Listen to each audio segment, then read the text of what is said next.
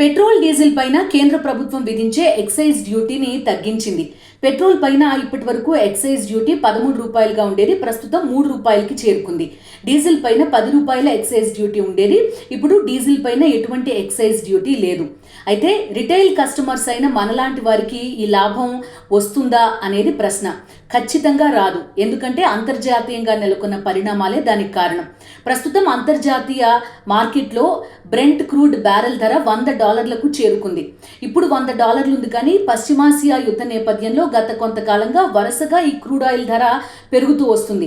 ఏ క్షణంలో ఎంత పెద్ద మొత్తంలో పెరుగుతుందో తెలియని పరిస్థితి. అటువంటి నేపథ్యంలోనే ప్రస్తుతం కేంద్ర ప్రభుత్వం ఈ ఎక్సైజ్ డ్యూటీని తగ్గించింది. ఇది కేవలం ఆయిల్ కంపెనీలకి మాత్రమే కొంతవరకు రిలాక్సేషన్ ఇచ్చే అవకాశం ఉంది.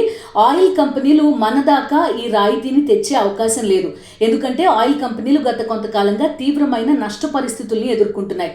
ఆయిల్ కంపెనీలపైన ఆయిల్ ధరలపైన నియంత్రణ కేంద్ర ప్రభుత్వానికి ఉండదు. ఆయిల్ కంపెనీలే ఈ ధరల్ని నియంత్రిస్తూ ఉంటాయి. మార్కెట్లో వచ్చిన మార్పులకు అనుగుణంగా హెచ్చుతగ్గులకి లోనవుతూ ఉంటాయి పెట్రోల్ డీజిల్ ధరలు. సో ప్రస్తుతం కేంద్ర ప్రభుత్వం ఎక్సైజ్ డ్యూటీ తగ్గించినప్పటికీ కూడా వినియోగదారుల వరకు అది చేరే అవకాశం లేనట్టే.